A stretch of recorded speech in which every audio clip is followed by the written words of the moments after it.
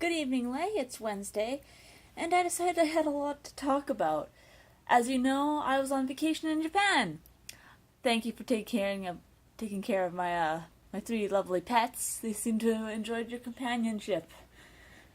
Traveling Japan is an exhausting way to spend a break from work, but past the blood, sweat, and tears, it was overall an exciting and glorious memory.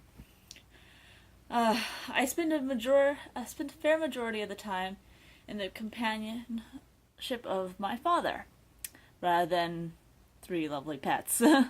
Though I love him and I enjoy some of his quirks, I quickly came to realize that I could never be friends with somebody who is like my father.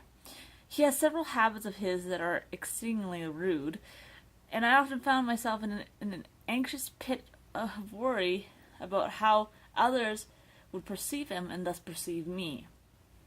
He burps often when I know he makes the burp when he doesn't absolutely have to. And he continues to drink fizzy drinks even though he knows well that it makes the burping more frequent. He complains a lot about little things and drives jokes or little annoyances from other people into the ground. When I made a comment about how some people were oblivious to the markings showing where not to walk in the airport, he continued to make comments about every person he saw obliviously walking there. It was funny the first time, but after the third, it was annoying and almost came across that he was above them for knowing where to walk. He also has the habit of picking or cleaning his nails constantly, and I feel that is where my younger sister got her habit. When he's sitting down and not actively using his hands for something, he picks at them. It doesn't matter whether it's in public or private, at the dinner table or on his bed.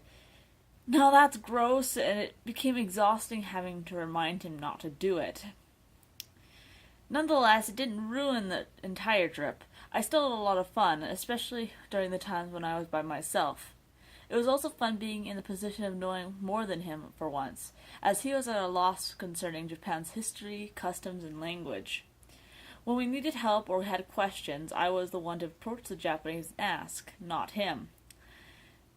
There were plenty of times where if neither of us knew the language, we would probably miss our trains, buses, not know what to order for meals, become lost, etc. I will talk more about our specific experiences in Japan when I meet you next. I also have some gifts for you, so be excited. Our next meetup should be on September 23rd for the Sabbath of Mabon. It's up to you whether it's at my house or yours.